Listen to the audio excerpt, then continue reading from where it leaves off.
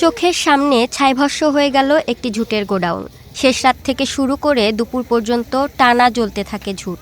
এখনও ধোঁয়া উঠছে, ব্যাপক ক্ষয়ক্ষতি হয়ে গেছে।